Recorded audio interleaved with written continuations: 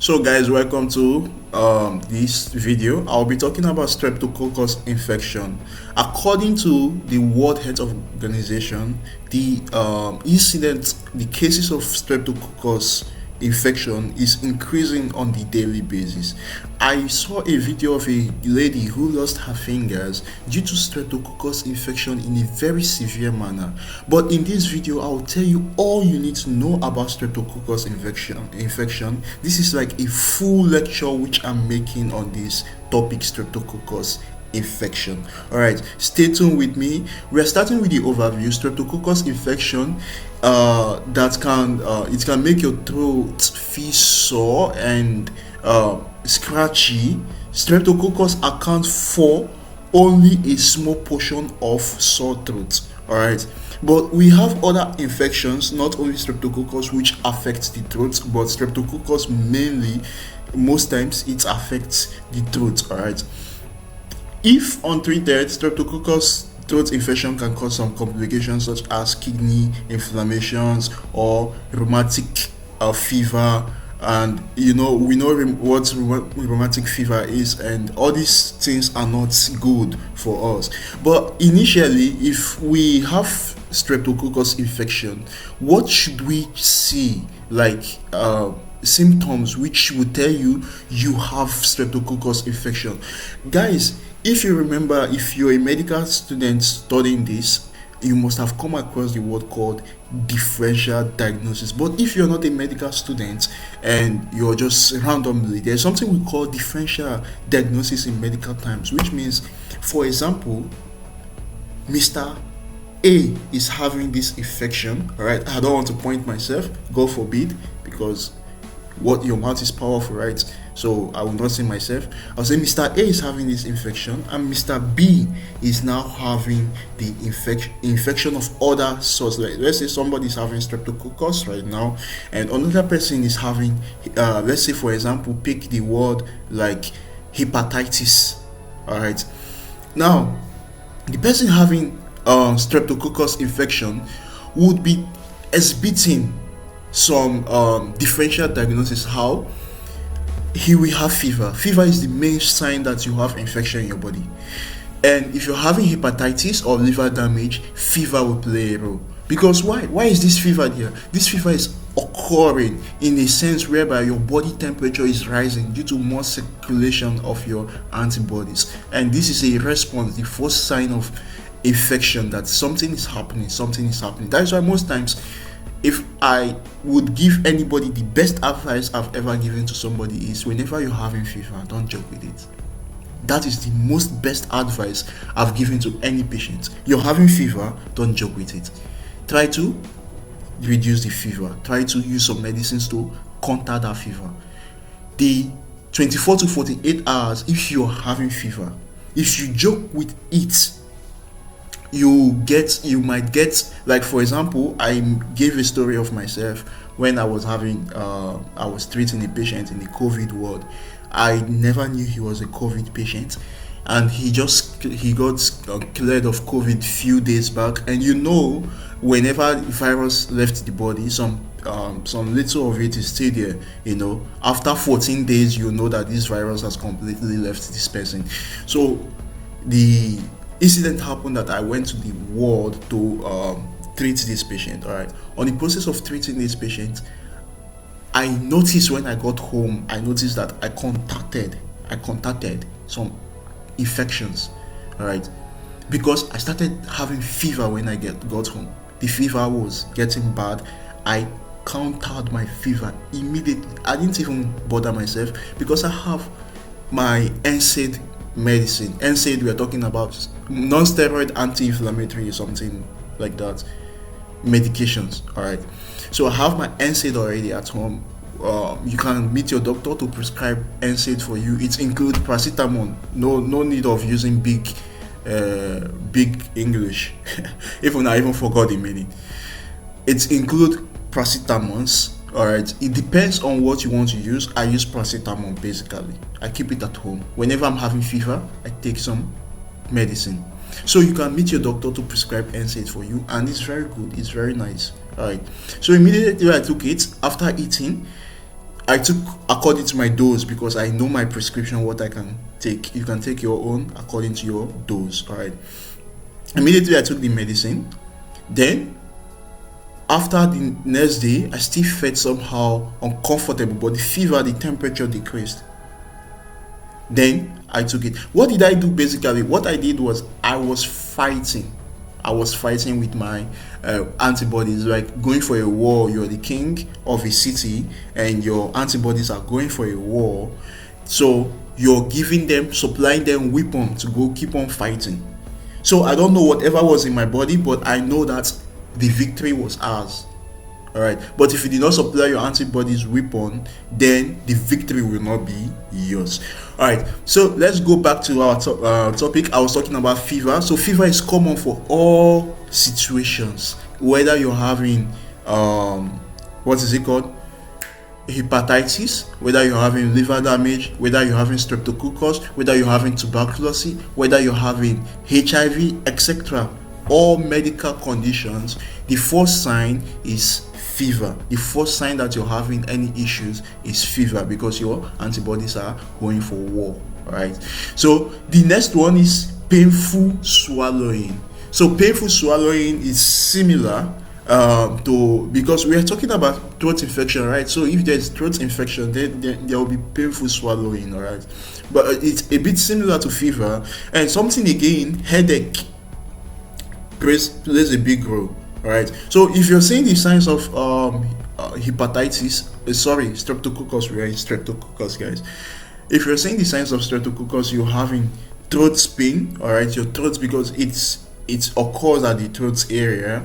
Your throat pain will be there, painful swallowing will be there, red and swollen tonsils will be there. You will be having headache, rashes will be there. All right, rashes can be externally. Nausea, vomiting is a very common case if you're a patient.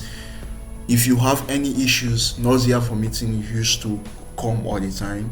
Body aches, very common. If you're having fever, you'll be having body aches as well, because you'll be feeling chilled, like you're feeling cold or something.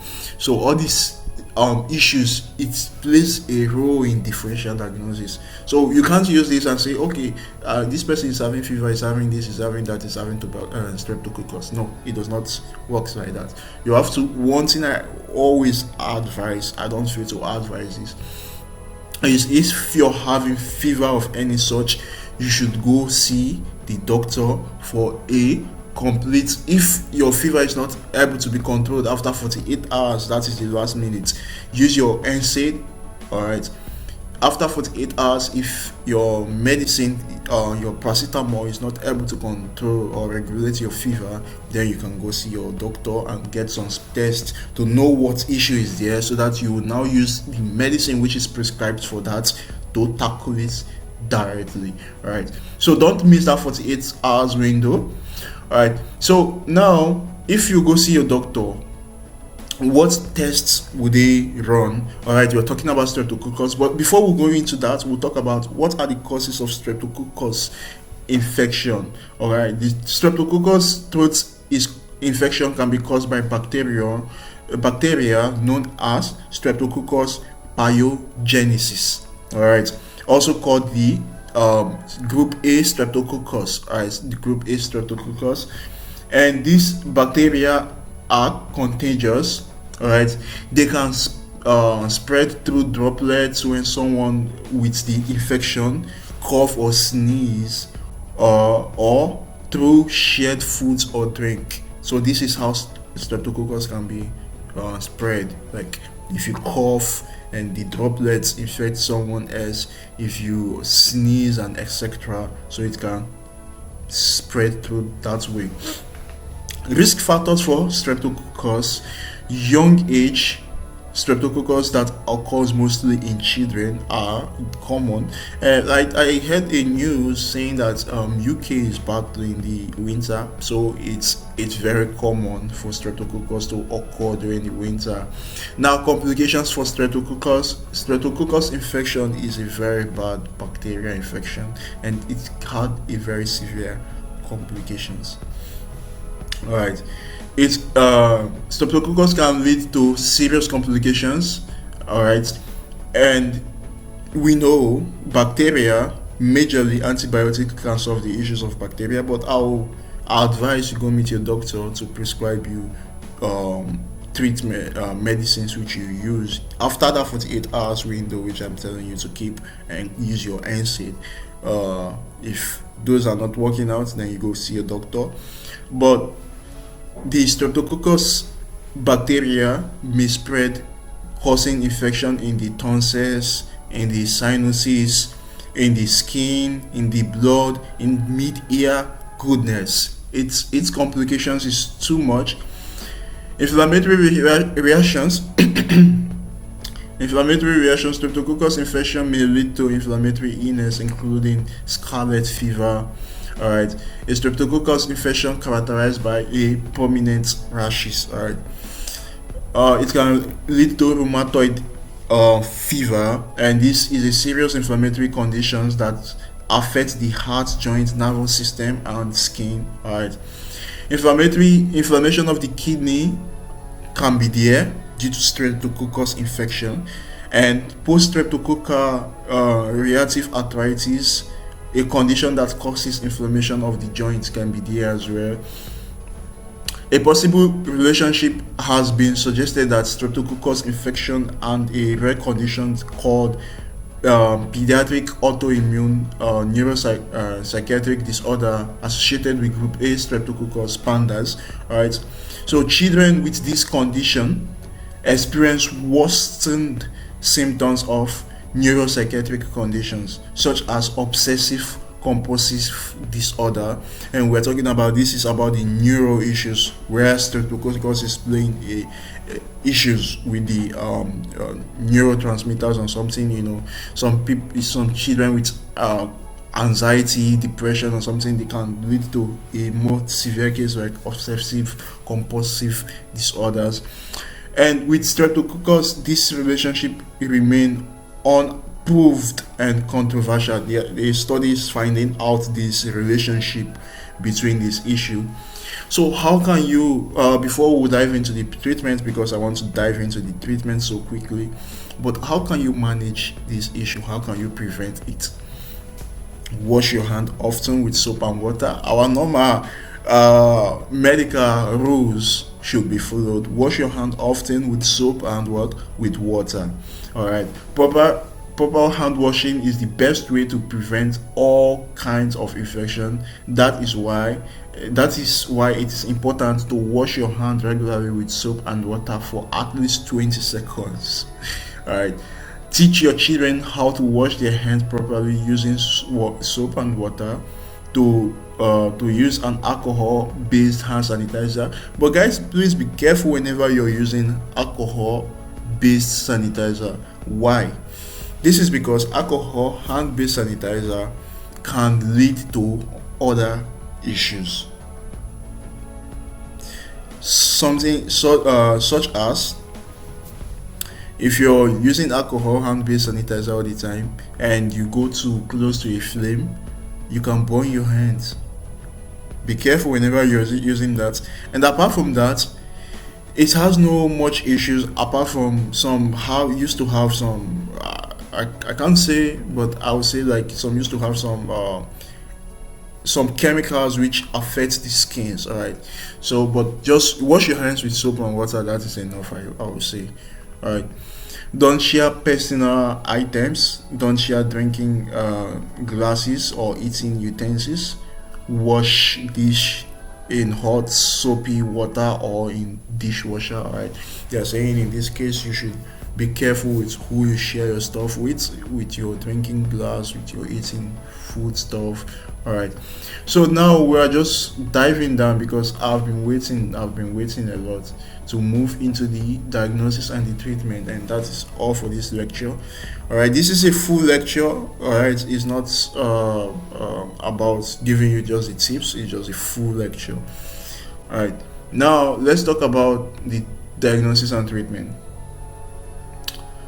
Your doctor will conduct a physical exam, look for signs and symptoms of the strepto, and probably order one of or more of the following tests: rapid antigen test, your doctor may perform a rapid antigen test or a swab sample from your throat, and this swab sample is out, like, let's say for example they are putting something in your mouth to take some what is it called, like some little, like we can say your saliva, a kind of taking your saliva from your throat, but it will be spained in your throat, and once it's taken they will take it for the lab for the diagnosis to check if this is there.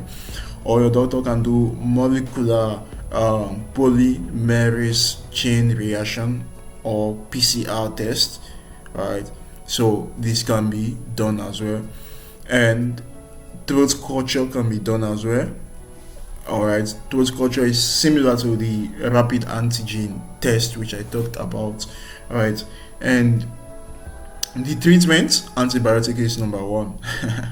So your doctor will prescribe you antibiotic, but there are different types of antibiotics. So if you have no idea, you should consult a physician to do that, or a pharmacist to do that, to prescribe you a good antibiotic. And they say if your doctor diagnose you or your child with Streptococcus and you are prescribed with oral antibiotics, it take within 48 hours or the onset of the illness. Antibiotic reduce the duration of the severity of the symptoms, pardon me, as well as the complication of the likelihood that the infection will spread to other treatments. Alright, so in 24 to 48 hours, antibiotic will be prescribed to you. So let's talk about the symptoms reliever. If to the throat pain and to reduce the fever, try other counter medications like ibuprofen, alright, or acetaminophen, alright. So they are suggesting, like, if you're having other issues like throat pain or whatever, you can try out this aspect of it.